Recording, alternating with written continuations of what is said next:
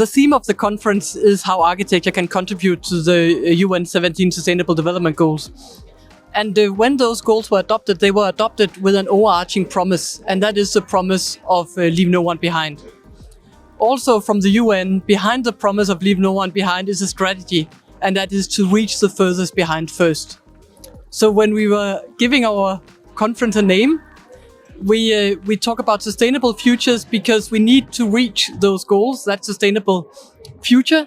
But we take the plural because we know that that future needs to be localized. It will be it will be complex. It will be hybrid. It's not a future. It's hopefully many futures. But those futures must relate to the overarching value to leave no one behind. We are not talking about only how to save energy. We're talking about what does it mean to save energy? How does it affect people? How can we go about doing it?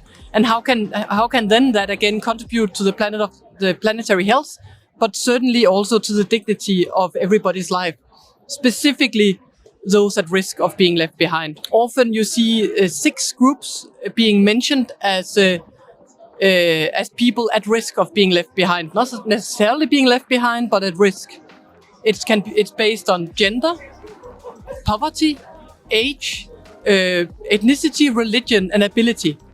When we do anything in architecture and the built environment, when we build, when we plan, when we construct, we must think about that overarching value of leaving no one behind, and we must think about the strategy to reach the furthest behind first. It might have a different shape and form in each project, in each activity, but we always need to think about it.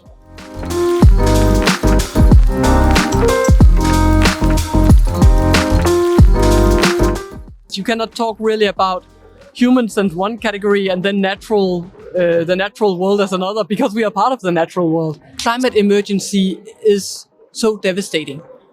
If we fail, then we fail all the non-human species, all life forms, and we certainly fail people. And the effect is felt across the board. At the core of Leave No One Behind is really the human rights, the belief that life has dignity. And of course, as you're saying, and that's very important, all life has dignity. I don't think, I hope we're not ready to give up on any life form. And I hope we're not ready to give up on the dignity of any life form. We must do something together, all of us. But we must also do something to ensure that then there is a planet to live on. We cannot neglect the one or the other because it is so combined. We need that other kind of snowballing effect where we do something where we believe that it is actually possible to do something for each person and possible to save our ecosystems in time. The donut economy that I think so many knows, you have that ring becoming smaller and smaller between the pressure from human needs and the pressure, what is sort of the max that the planet can tolerate, and you see it sort of disappearing and becoming a very thin ring. But what I think some of the projects and some of the approaches we see here shows is that we can maybe enlarge that operating space, that we can do something that does contribute to human dignity and at the same time contribute to a more to respect the planet's boundaries.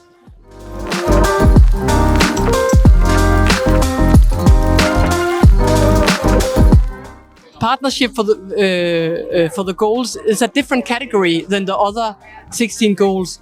And there's a beauty to that the heads of states, when they adopted the goals, they realized they needed help, that they could not reach the goals alone. So the 17th goal is different. It's a process goal. It's about how to go about delivering the other 16, and that's through collaboration, that we need to work together and that everybody must contribute. I think also reduced inequalities is a key goal to engage with.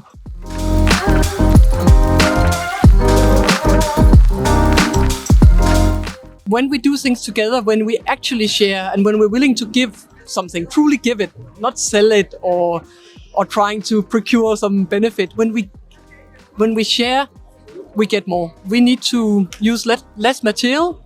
We need to empower more human resource.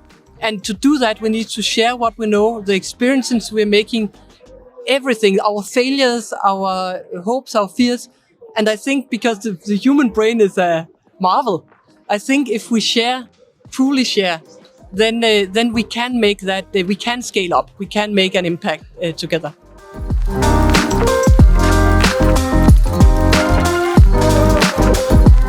So what I'm hoping that people will take from here is, of course, new inspiration, new knowledge, but also new understanding of other viewpoints, to realize that the way we each look at things is not the only way or the only relevant way. When the UIA was founded 75 years ago, it was after World War II, and it was many of the same ideals and values that drew the foundation of the UN itself, to which the UIA is an NGO. And that was that we have to collaborate across borders to create peace and to create prosperity. We have to share our knowledge, but we also have to understand culturally each other. Because if you do not meet each other, if you do not begin to understand different viewpoints, how can we have development? How can we have collaboration? And how can we have peace? This is more relevant than ever.